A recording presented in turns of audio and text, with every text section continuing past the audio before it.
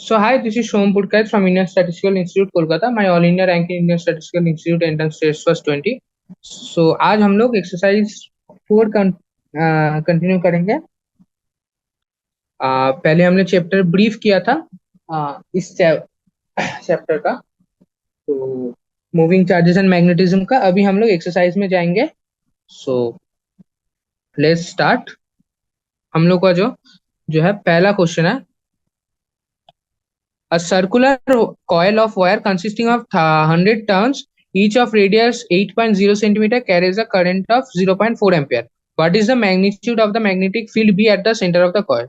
मतलब यहाँ पे क्या बोला है, पहले तो नंबर ऑफ टर्न दे दिया है, मतलब कितना टर्न है वो दे दिया गया है।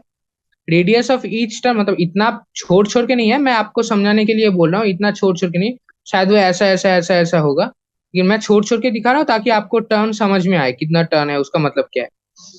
डायरेक्ट फॉर्मूला तो हम यूज कर ही सकते हैं, तो फॉर्मूला का हम लोगों को टर्मिनोलॉजी अच्छे से पता होना चाहिए कि फॉर्मूला में जो है एन क्या है, आर क्या है, आई क्या है, वो आपको अच्छे से पता होना चाहिए।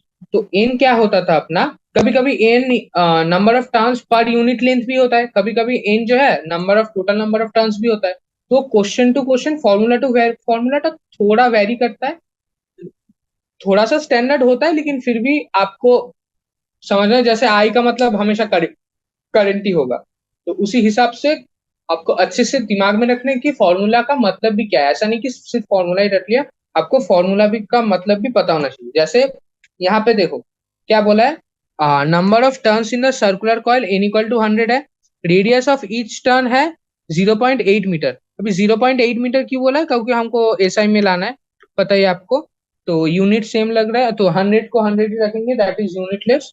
तो current flowing in the coil है 0.4 एम्पियर। तो यहां से जो है हमारा फॉर्मूला क्या था, mod of B equal to mu naught by 4 pi 2 pi N I by R.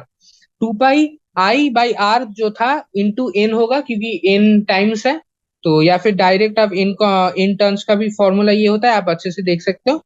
तो और यहाँ पे म्यू नॉट क्या है, ये तो कांस्टेंट है, permeability of free space, that is 4 pi into 10⁻⁻7 tesla metre ampere inverse. Mod B जो है अपना फाइनली कैलकुलेट जब करेंगे तो निकल के आ रहा है 3.14 इंटू 10⁻⁻4 टाउ, मतलब टेस्ला। तो फॉर्मूला का तो ज्यादा दिक्कत नहीं है, तो आपको मेन नोमेनक्लेचर पता होना चाहिए कि फॉर्मूला में एन क्या है, आई क्या है, आर क्या है, क्योंकि म्यू नॉट तो पता है और पाई तो कांस्टेंट है ही। तो वो वाला चीज देख लीजिए, और आपका जो है एक बार कंपटीशन देख लीजिए आप लोग। पहला क्वेश्चन है थोड़ा सा, आपको इसके बाद अच्छा मतलब समझ में आएगा पूरा कैसे क्या हो रहा है। तो पहले क्वेश्चन में थोड़ा दिक्कत हो है, एक बार देख लीजिए आप अच्छे से। तो आई होप आपको क्लियर हो गया होगा। अभी हम लोग नेक्स्ट क्वेश्चन में जाते हैं, तो फिर भी एक बार अच्छे से देख लीजिएगा, अच्छा क्वेश्चन है, बहुत सारे इम्पोर्टेंट जो है एज इन सेंस की नोमेनक्लेचर पता होना चाहिए, फॉर्मूला यूज करना आना चाहिए, क्योंकि यहाँ पे हम लोग थियोरिटिकल से ज्यादा न्यूमेरिकल प्रॉब्लम्स करेंगे। तो आपको वो चीजें आना चाहिए, आपको फॉर्मूला सिर्फ फॉर्मूलाज नहीं आना चाहिए, उसका मतलब भी आना चाहिए अच्छे से समझ। Now comes question number 4.2। 4.2 में क्या बोला है, a long straight wire a long straight wire carries a current of 35 ampere. What is the magnitude of the field B at a point 20 centimeter from the wire? तो current in the wire क्या बोला है, that is I equal to 35 ampere. Distance of a point from the wire क्या बोला है, R equal to 20 centimetre, यानी कि 0.2 metre. और magnitude of the magnetic field at this point क्या है, B equal to mu naught by 4 pi 2 I by R. ये अपना फॉर्मूला है, फॉर्मूला तो हमने डेरिवेशन के टाइम पे ही किया था, फॉर्मूला इंपॉर्टेंट है। आपको क्या है, डेरिवेशन के टाइम पे पूरा शायद फॉर्मूला के साथ कंफर्टेबल नहीं होंगे, एक्सरसाइज करने के बाद आप कंफर्टेबल हो जाएंगे, कैसे यूज करना है वो आपको पता चल जाएगा, तो आपको फॉर्मूला अच्छे से याद भी हो जाएगा। लेकिन सिर्फ फॉर्मूला याद नहीं रखना है, फॉर्मूला में क्या चीज क्या है आपको अच्छे से याद रखना है। पहली बात तो म्यू नॉट बाई 4 पाई ये तो कांस्टेंट है ही, इंटू 2 आई बाई आर। आई क्या है यहाँ पे 35 एम्पियर यानी कि करंट, और आर जो है डिस्टेंस है, मतलब पॉइंट से वायर से जो है पॉइंट का डिस्टेंस है, वो तो 0.2 दे दिया है, तो हम सभी वैल्यू पुट करेंगे, तो अपना जो है वैल्यू निकल के आ रहा है 3.5 इंटू 10⁻⁻5। ये जो है अपना वैल्यू निकल के आ रहा है। तो आप देख लीजिए अच्छे से। थोड़ा थोड़ा पहले आपको थोड़ा नया टाइप का फॉर्मूलाज है, फॉर्मूला बिठाने में शायद दिक्कत हो सकता है, लेकिन आपको धीरे धीरे आदत पड़ जाएगी। ठीक है ना। तो आंसर जो है यहाँ पे 3.5 इंटू 10⁻⁻5 है। तो आपको क्वेश्चन को अच्छे से समझना है कि कौन सा वाला स्ट्रक्चर दिया है वो समझना है, फिर आपका फॉर्मूला पुट करना है। तो ये वाला चीज गया। अभी जो है हम क्वेश्चन नंबर 3 जो है वो देखेंगे। क्वेश्चन नंबर 3 में क्या बोला है? क्वेश्चन नंबर 3 में बोला है a long straight wire in the horizontal plane carries a current of 50 ampere in north to south direction. Give the magnitude and direction of B at a point 2.5 metre east of the wire.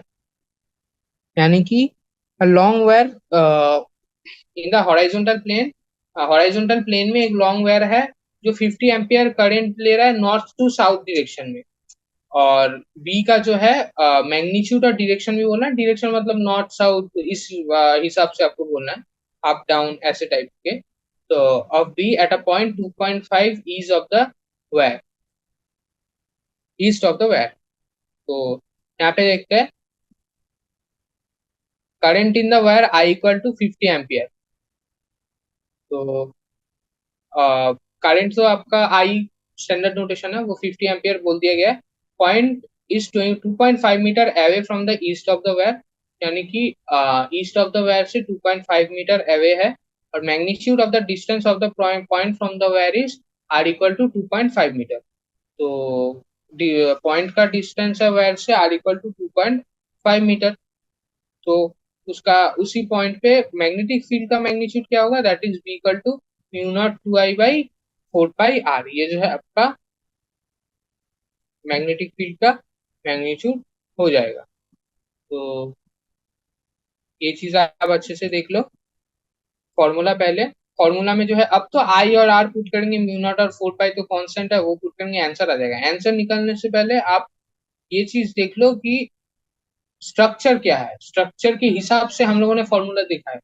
ये उस type का formula नहीं है कि आपके दिमाग में कराक करके आ जाएगा। आपको पहले देखना होगा कि कौन सा टाइप का स्ट्रक्चर फॉर्म कर रहा है, वो देख के आपका जो है आंसर निकलेगा। बी का आंसर यहाँ पे जैसे mu naught 2I by 4 pi R है, वो आपको स्ट्रक्चर देख के फिर लाना है। तो फिर जो है आपको फॉर्मूला लिख के फिर वैल्यू पुट करना है। ऐसा नहीं कि सिर्फ देखते ही चलो चलो मतलब कर देते हैं, ऐसा नहीं होता। आपको पेशेंट मतलब पेशेंस के साथ देखना पड़ेगा अच्छे से, धीरे धीरे, कि क्या क्वेश्चन है, क्या गिवन है, क्या सब कुछ यूज करना जरूरी है। ऐसा भी हो सकता है कि कभी कभी क्वेश्चन में एक्स्ट्रा इंफॉर्मेशन, ऐसा कई बार होता है। तो आपको देखना है कि जो हम कर रहे हैं वो किस किस चीज का डिमांड कर रहा है, वो क्या क्वेश्चन में है। अगर है तो वैल्यू पुट करेंगे, यहाँ पे निकालेंगे। जैसे यहाँ पे क्या क्या जरूरत है, म्यू नॉट और पाई के लिए तो कुछ जरूरत नहीं है क्योंकि ये तो कांस्टेंट है। आई और आर जरूरत है। आई क्या गिवन है, हाँ। आर क्या गिवन है, हाँ। तो हमको ऐसे ही हम लोग निकालेंगे। तो यहाँ से म्यू नॉट का वैल्यू पुट करते ही अपना आंसर क्या आ जाएगा, 4 × 10⁻⁻6। अब जो है आपका जो है डायरेक्शन मेन चीज है। एक चीज देखो, यहाँ पे क्या था, north to south direction, north to south. ये नॉर्थ साउथ ईस्ट वेस्ट, ये वाला कन्वेंशन हम लोग पकड़ेंगे। तो फिर करंट किस तरफ जाएगा, करंट जो है नॉर्थ टू साउथ जा रहा है। और पॉइंट कहाँ पे है, ये तो मैग्नीट्यूड निकला, पॉइंट कहाँ पे है, 2.5 metre east of the wire, मतलब 2.5 metre east of the wire, यहाँ से 2.5 मीटर। तो यहाँ पे जो है आप लोग जो ये वाला करंट जा रहा है, तो आप लोग थंब रूल से भी, मतलब राइट हैंड रूल से, थंब रूल से भी कर सकते हो मैक्सवेल का। कि मान लो आपका हाथ है तो आप ऐसे करके पकड़ रहे हो, ठीक है ना। तो फिर आपका उंगली क्या इस मतलब ऐसे करके उठ रहा है, तो मतलब यहाँ से उठेगा ऊपर की, मतलब अबव द प्लेन आएगा। तो वर्टिकली जो है वो मतलब क्या बोलते हैं, अपवर्ड आएगा। ठीक है ना, इस डायरेक्ट मतलब किस डायरेक्शन में आएगा वो आपको आई गेस पता हो गया होगा। इस तरीके से आपको डायरेक्शन निकलना में आना चाहिए। आप लोग अच्छे से देख लीजिए। अच्छा, ये वाला चीज का मतलब होता है अबव द, मतलब प्लेन से निकल के आ रहा है, और ये वाला का मतलब होता है अंदर जा रहा है। ठीक है ना। तो आई होप ये वाला नोटेशन आपको क्लियर हो गया, इसीलिए मैंने इस डायरेक्शन में दिखाया है। तो आई होप दिस इज क्लियर। फिर भी आप अच्छे से डायरेक्शन वाला देख लीजिए, क्रॉस प्रोडक्ट से भी कर सकते हैं, कोई दिक्कत की बात नहीं है। बाकी horizontal overhead power line carries a current of 90 ampere in each to west direction. What is the magnitude and direction of the magnetic field due to the current 1.5 meter below the line? अब जो है, पहले horizontal overhead power line carries a current of 90 ampere from east to west. तो पहले तो उस point पे एक तो करंट जा ही रहा है, ऊपर से मतलब 1.5 मीटर नीचे उसका, उस लाइन के 1.5 मीटर नीचे उसका मैग्नेटिक फील्ड का डायरेक्शन और वैल्यू दोनों ही पूछा है। तो वैल्यू निकालना तो हम लोगों का डायरेक्ट पहले फॉर्मूला था, फिर हम लोग डायरेक्शन निकालेंगे। तो वैल्यू निकालने के लिए हम लोग क्या करेंगे, पहले तो आई इक्वल टू 90 एम्पियर गिवन है, और कितना डिस्टेंस नीचे है 1.5 मीटर, क्वेश्चन में ही गिवन है। Mu naught into 2 I by 2 pi R, ये अपना आ गया। तो म्यू नॉट का वैल्यू तो आपको पता है, म्यू नॉट का वैल्यू, हाँ एक म्यू नॉट का वैल्यू वैल्यू आपको पता होना चाहिए। ऐसा नहीं कि म्यू नॉट का वैल्यू नहीं पता है, बाद में ऐसा कुछ मत करना। म्यू नॉट का वैल्यू आपको अच्छे से पता होना चाहिए।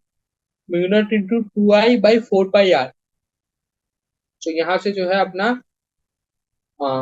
बी का वैल्यू हम लोग निकाल सकते हैं, क्योंकि आई का वैल्यू हमको पता है और आर का वैल्यू भी पता है। आई का वैल्यू क्या था, कितना करंट जा रहा है, और आर का वैल्यू क्या था, कितना डिस्टेंस दूर पे हम लोग जो है उसका मैग्नेटिक फील्ड निकाल रहे हैं। तो देख लीजिए, तो इसी टाइप का जो मतलब वायर के आसपास जो है उसका क्या होगा, मतलब मैग्नेटिक फील्ड।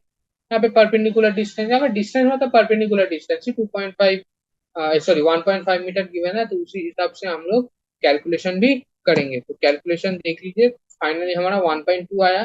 तो ईस्ट टू वेस्ट जा रहा है, तो हमारा जो है point is below the power line. According to right and thumb rule, the direction of the magnetic field is towards south. तो आई होप आपको क्लियर हो गया होगा। ईस्ट टू वेस्ट है मतलब साउथ की तरफ, ये जो है इसका डायरेक्शन होगा। तो आप लोगों को कैसे, एक बार देख लेते हैं कैसे।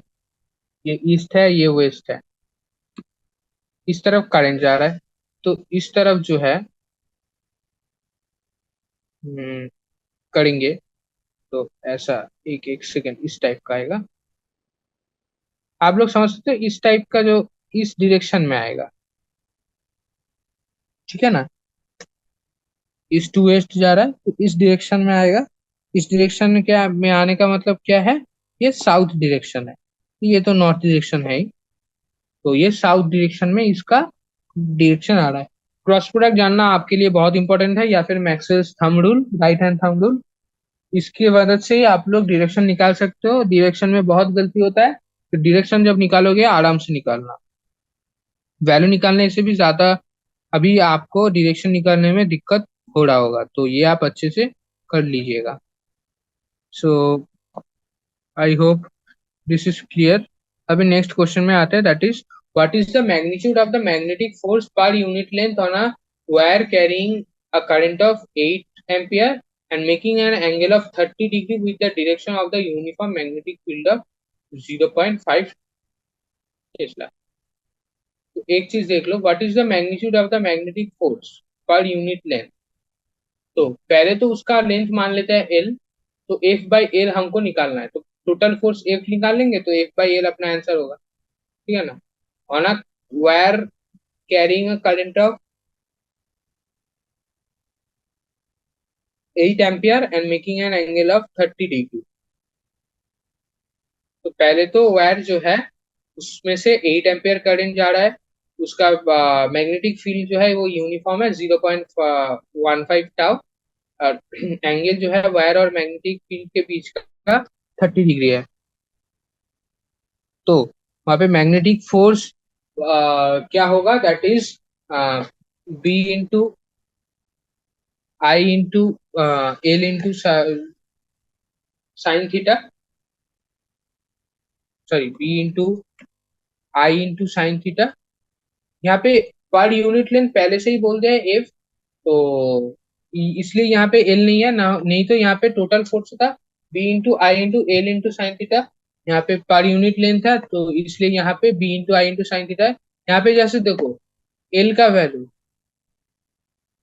एल का वैल्यू का क्या जरूरत है इसमें, एल का वैल्यू का जरूरत हमको नहीं है, ठीक है ना, क्योंकि यहाँ पे पर यूनिट जो आंसर है फोर्स पर वहां पे तो अभी into I into sine theta, L तो कहीं पे है ही नहीं, तो इसलिए हमारा एल पे जो है कोई डिपेंडेंस नहीं है, मतलब एल जो है हमारे आंसर में नहीं है, इसलिए गिवन भी नहीं है, कोई दिक्कत की बात नहीं है। तो एफ अपना क्या आएगा, पहले तो टोटल फोर्स क्या आता, टोटल फोर्स अपना क्या आता, दैट इज टोटल फोर्स आता, ये तो अपना गिवन कंडीशन है, टोटल फोर्स आता B into I into L into sine theta. अभी जो है फोर्स पर यूनिट लेंथ मतलब एफ बाई एल, ये क्या आ जाएगा B into I into sine theta. यहाँ से जो है हमारा answer force per unit length small F निकल के आ रहा है, कोई दिक्कत की बात नहीं है। अभी जो है हम लोग नेक्स्ट क्वेश्चन में आते हैं, that is question number 4.6। Question number 4.6 में क्या बोलेंगे, 3 centimeter wire carrying a current of 10 ampere is placed inside a solenoid perpendicular to its axis. Okay, a magnetic field inside the solenoid is given to be 0.27 Tesla. What is the magnetic force on the wire? तो हमें क्या बोला है, 0.3 centimeter wire carrying a current of 10 ampere is placed inside a solenoid perpendicular to its axis। मतलब यहाँ पे जो इसका एक्सिस है, उसके एक्सिस मतलब सोलिनॉइड का जो एक्सिस है, तो सोलिनॉइड का एक्सिस क्या कैसा होता है एक बार देख लेते हैं। तो सोलिनॉइड होता है ऐसा टाइप का, सोलिनॉइड का एक्सिस ये, इससे परपेंडिकुलर जो है वायर गिवन है, मतलब एक वायर जो है वो बिठाया गया है अंदर परपेंडिकुलर डायरेक्शन में। तो फिर इसका जो है inside the magnetic field inside क्या दिया गया, दैट इज 0.27 टी। ये यूजुअली सेम ही होता है, सोलिनॉइड इतना छोटा होता है, अंदर वाला गैप बाहर वाले से मतलब बाहर वाले रेडियस से अंदर वाला रेडियस इतना छोटा होता है कि ये थ्रू आउट सेम पकड़ा जाता है, that is 0.27 tau. What is the magnitude force on the earth, sorry magnetic force force on the wire. तो वायर पे कितना, यहाँ पे जो अंदर वाला चीज है उस पे कितना जो है हमारा टोटल फोर्स लग रहा है, तो उसके लिए हम लोग क्या करेंगे, दैट इज हमने एक वाला फॉर्मूला किया था याद है, that is force equal to B I into L sine theta, ये हमने किया था ना। तो यहाँ पे जो है हम लोग उसी का यूज करेंगे। पहला जो है हमारा लेंथ ऑफ वायर क्या है, देखो यहाँ पे सोलिनॉइड का कुछ जरूरत नहीं है, अगर सोलिनॉइड का अंदर का बी निकालने के लिए बोलता तो हम लोग का उसका जरूरत पड़ता है, लेकिन यहाँ पे डायरेक्ट बी बोल दिया तो फिर उसका कुछ इसका जरूरत नहीं है, सिर्फ उसका 0.27 का मैग्नेटिक फील्ड का जरूरत है, तो वो हमको मिल गया।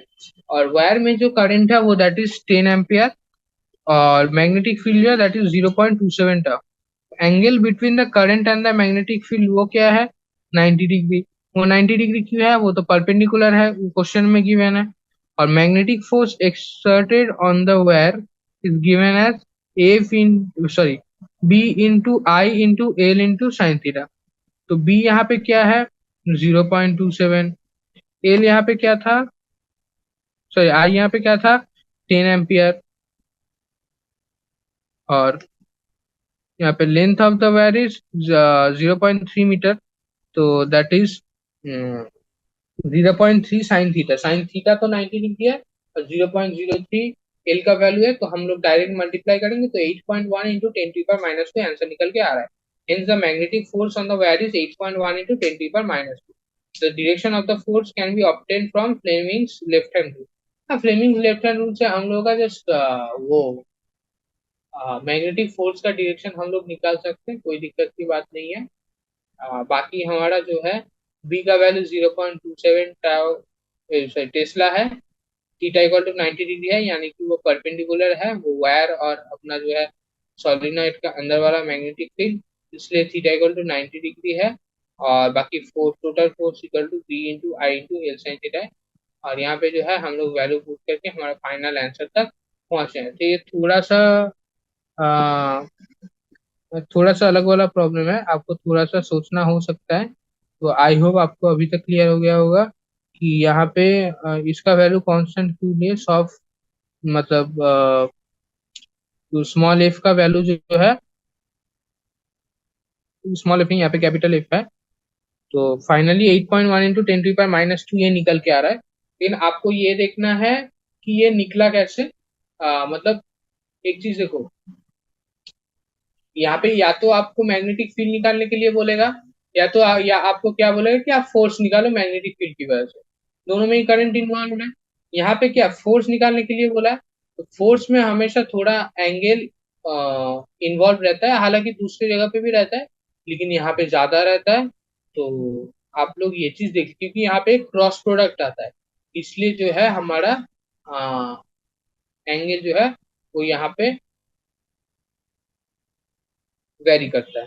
तो आप अच्छे से करोगे तो 8.1 इंटू 10⁻⁻2 आंसर निकल के आ रहा है। अभी जो है question number 4.7, two long and parallel straight wires A and B carrying currents of 8 ampere and 5 ampere in the same direction are separated by a distance of 4 centimeter। मतलब 4 सेंटीमीटर डिस्टेंस से 8 ampere और 5 ampere का current carrying wire जो है वो मतलब दूर है। Estimate the force of a 10 centimetre on a 10 centimetre section of wire. पहली बात तो आपको पता होगा कि अभी जो है एक करंट का मैग्नेटिक फील्ड दूसरे के अलग होता है, इसलिए जो है आई होप आपको अभी आवाज आ रहा होगा। Sorry for the disturbance. कि हम जो कहाँ पे थे, दैट इज दूसरे जो करंट है, एक ही करंट की वजह से जो मैग्नेटिक फील्ड प्रोड्यूस होगा, दूसरा वाला जो करंट कैरिंग वायर है उसकी वजह से फोर्स फील करेगा। तो इसीलिए वो दोनों जो है फोर्स एक्सपीरियंस करेंगे एक दूसरे की तरफ। तो ये चीज देख लेते हैं। सेम डायरेक्शन है तो फोर्स का डायरेक्शन भी देख लेंगे। तो देख लेते हैं। तो पहली बात तो है यहाँ पे current flowing in where A is IA equal to 8 ampere. IA equal to 8 ampere है, ठीक है ना। तो और current flowing in the wire B क्या है, that is IB equal to 5 ampere. तो distance between the two wires क्या होगा, 4 सेंटीमीटर। ये सभी गिवन है, ये सभी जो चीज मैं बोल रहा हूँ ना ये सभी गिवन है क्वेश्चन में। डिस्टेंस ये तो पैरेलल लाइन है, यानी कि डिस्टेंस गिवन है। Length of the section of the wire जिसके ऊपर फोर्स निकालना है वो ये है। तो उसको हम लोग ऐसे बोल सकते हैं, that is mu naught 2 into L A L B I A I B into L by 4 pi R. तो ये तो अपना क्या हो गया, बी का वैल्यू हो गया। तो बी का वैल्यू हमारा क्या आ रहा है, दैट इज 2 इंटू 10⁻⁵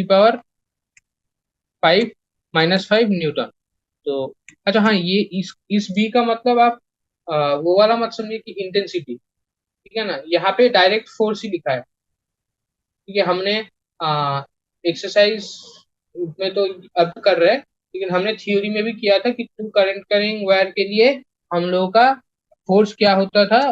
तो वहां पे ये 20 से सिर्फ ये फोर्स को डिनोट किया, बाकी सेम चीज है।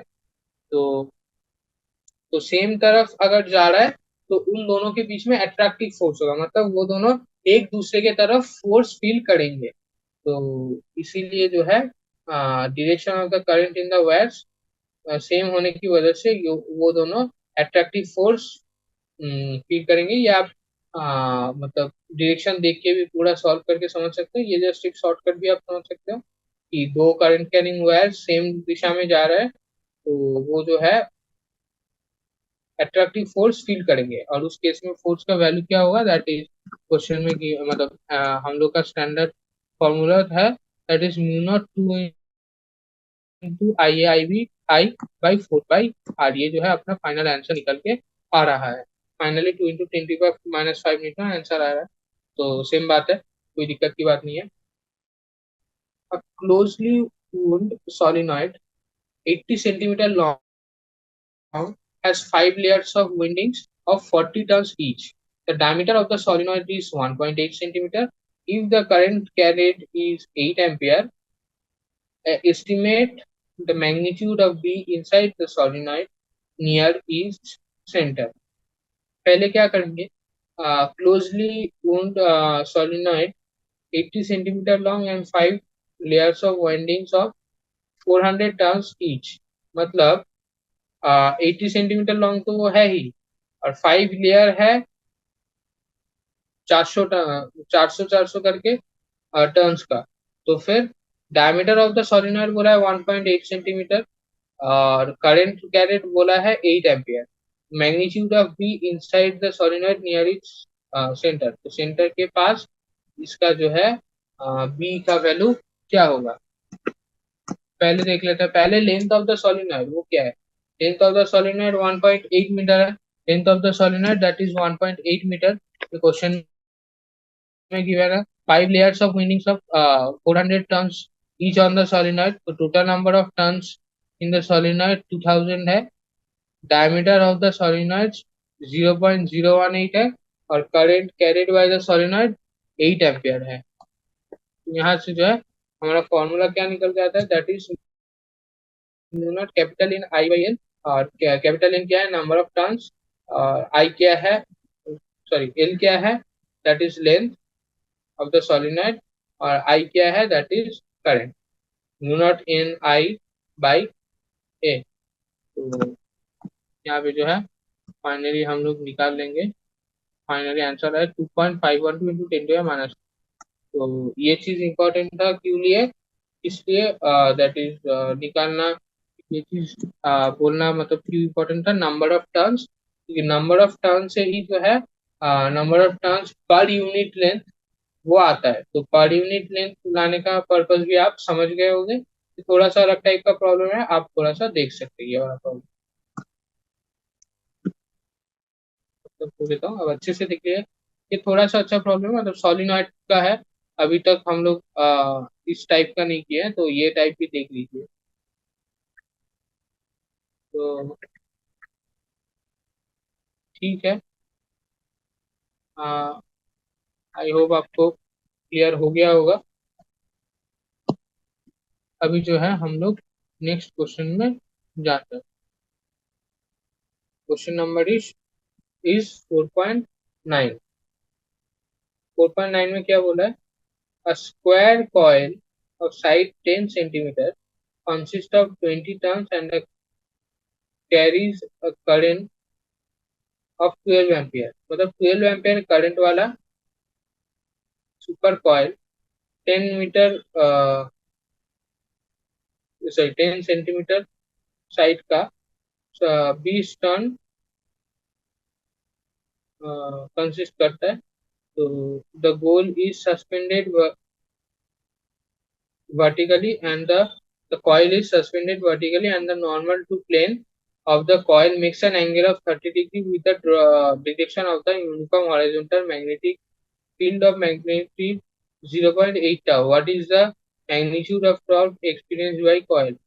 मतलब यहाँ पे जो है थोड़ा सा अलग है कि अपना कॉइल जो है 30 डिग्री मतलब 30 डिग्री एंगल बनाता है हॉराइजॉन्टल, मतलब 30 डिग्री एंगल बनाता है, और उसके साथ हॉराइजॉन्टल मैग्नेटिक फील्ड है 0.8 टाउ का। तो मतलब हॉराइजॉन्टल मैग्नेटिक फील्ड और वर्टिकल मैग्नेटिक फील्ड का जो रेशियो है वो हम लोग को यहाँ से मिल जाएगा। तो यहाँ से हम लोग जो है टॉर्क भी निकाल पाएंगे। तो पहले देख लेते हैं, length of a side of the solid coil is 0.1 metre, current flowing in the coil is 12 ampere, number of turns in the coil is 820 ampere. Angle made by plane of coil with magnetic field is 30 degree. और strength of the magnitude is 0.80 tau tesla. और तो फिर tau क्या होगा, that is N B I A sine theta. ये बहुत ही अच्छा है, N B I A sine theta, that is T tau, sorry that is tau अपना torque, that is N B I A into sine theta. तो N क्या है, N है अपना 20, बी क्या है 0.8, ए क्या है 12, साइन थीटा क्या है थीटा क्या था 30, तो हाफ. तो यहाँ पे जो है अपना फाइनली आंसर निकल के आ रहा है. ये थोड़ा सा टफ प्रॉब्लम है, आप अच्छे से देख लीजिए, अच्छे से देख लीजिए, थोड़ा अलग टाइप का प्रॉब्लम है, आपको अच्छे से क्लियर हो जाएगा.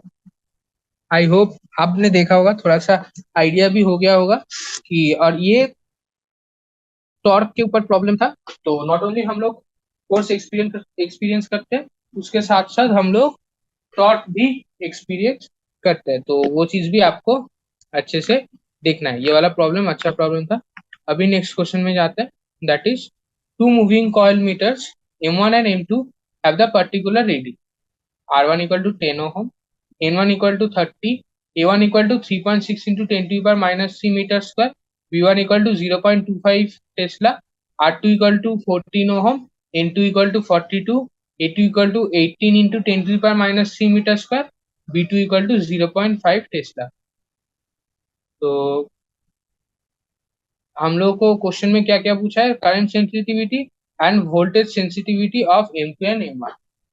पहली बात तो मैं बोल देता हूँ कि ये सारे बहुत अच्छे प्रॉब्लम है और जेई मेन के लिए बहुत अच्छे प्रॉब्लम है. ऊपर से एनसीईआरटी भी आपको अच्छे से आना चाहिए किसी भी एग्जाम के लिए. तो आपने अगर अच्छे से किया होगा तो ये सारे फॉर्मूला पता होगा, अगर नहीं भी है तो ठीक है, इसके मदद से आप देख लीजिए और आप भी आगे से कर लीजिएगा ये वाला चीज. तो अभी देखते हैं क्वेश्चन. तो आप अच्छे से करेंगे तो आपका मार्क्स अच्छा आएगा. खुद से कीजिएगा, जरूर कीजिएगा, इसके बाद ही आप उसको रिवाइज कर लीजिएगा. अभी जो है रेजिस्टेंस R1 है, नंबर ऑफ टर्न्स N1 है, area of the cross sectional 3.6 into 10⁻³ है. तो मैग्नेटिक फील्ड स्ट्रेंथ क्या है 0.25. तो मान लेते हैं पहले स्प्रिंग कांस्टेंट है K1.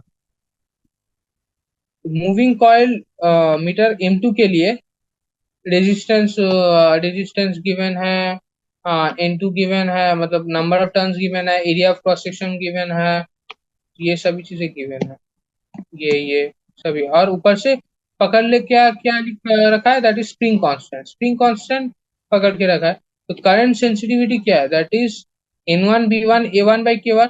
और करंट सेंसिटिविटी ऑफ M2 क्या है, N2 B2 A2 by K2.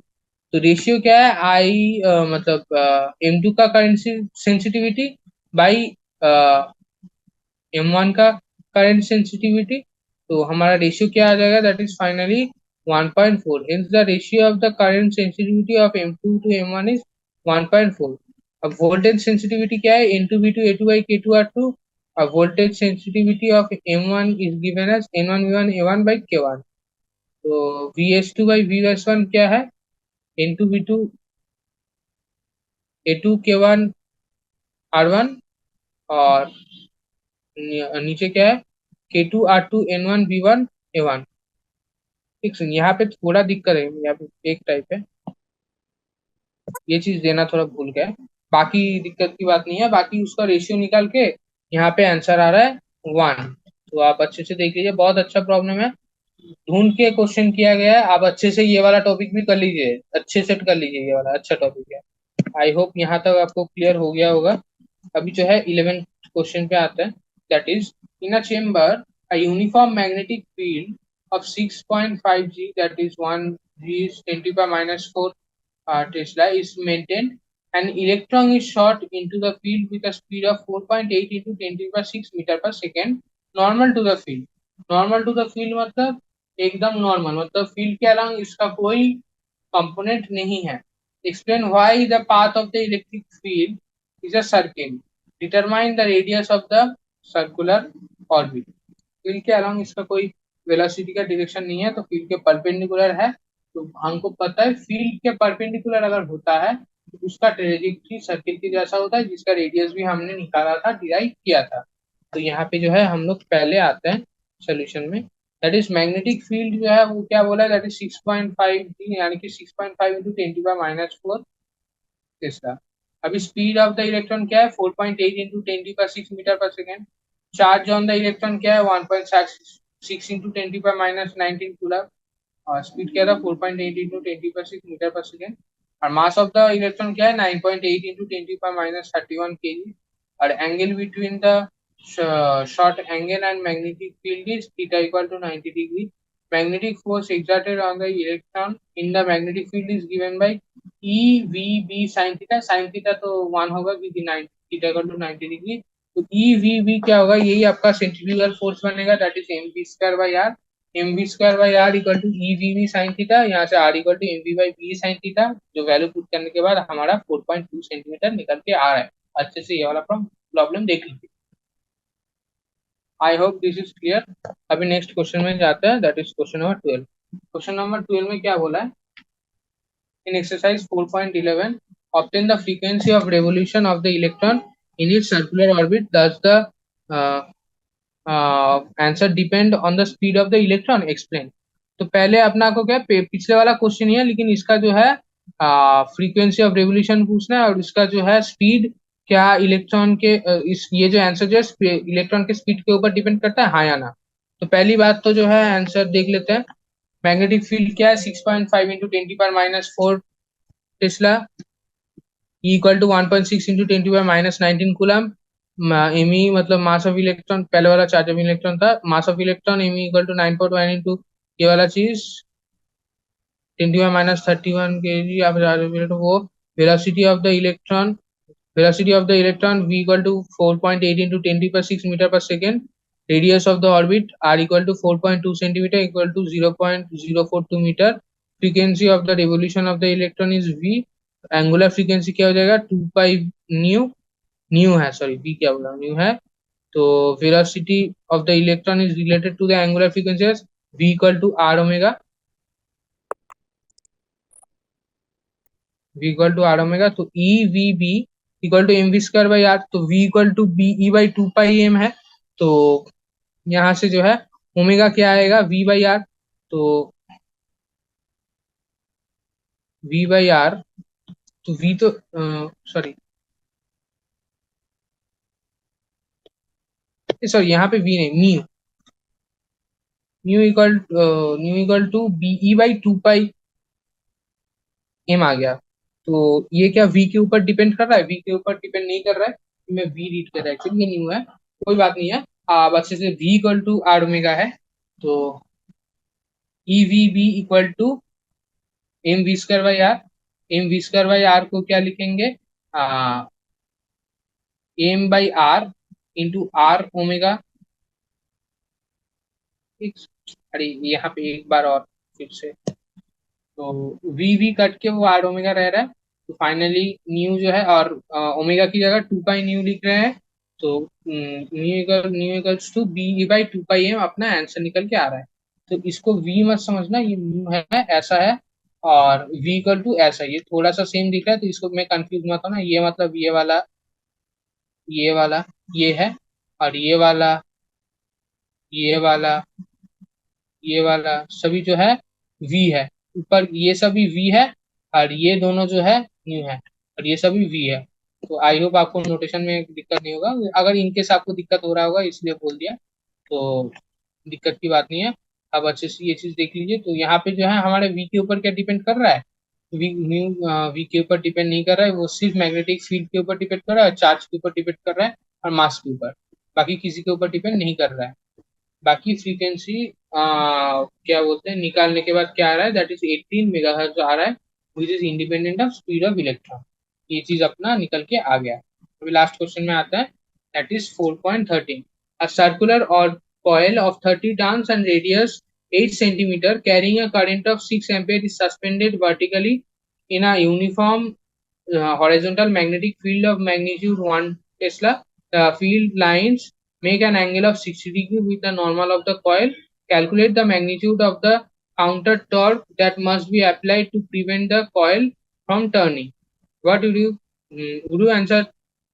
Your answer change if the circular coil in first option were replaced by a planar option A were replaced by a planar coil of some irregular shape that encloses the same area.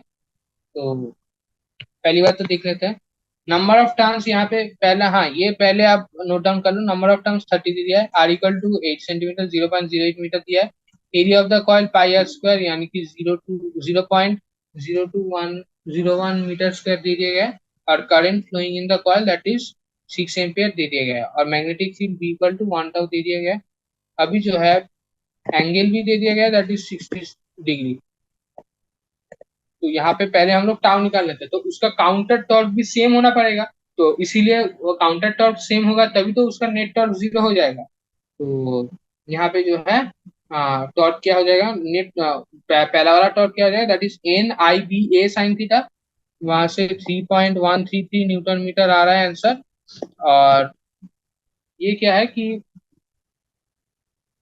ए जो है ये area के ऊपर depend कर रहा है ना कि शेप के ऊपर टाउ ये तो एरिया के ऊपर डिपेंड कर रहा है तो शेप के ऊपर डिपेंड नहीं करता है या मतलब ये आंसर जो है अगर एरिया चेंज होता है तो ठीक है सेम रहेगा सब ठीक ठाक ही होगा तो यहाँ पे जो है अपना फाइनली आंसर निकल के आ गया तो आई होप दिस इज क्लियर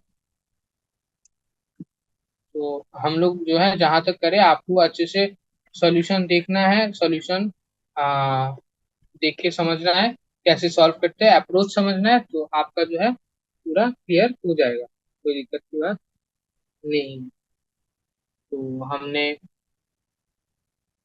ये वाला चीज किया अच्छा यहाँ तक था हमारा एक्सरसाइज तो मतलब इस बुक के अकॉर्डिंग यहाँ तक एक्सरसाइज था तो आप लोग अच्छे से कीजिए फॉर्मूलाज यूज करना सीखिए फॉर्मूलाज का मतलब समझिए अलग अलग टॉपिक्स है उसके ऊपर प्रॉब्लम से समझिए क्या बोलने का कोशिश किया वो समझिए तो आपका क्लियर हो जाएगा कोई दिक्कत की बात नहीं है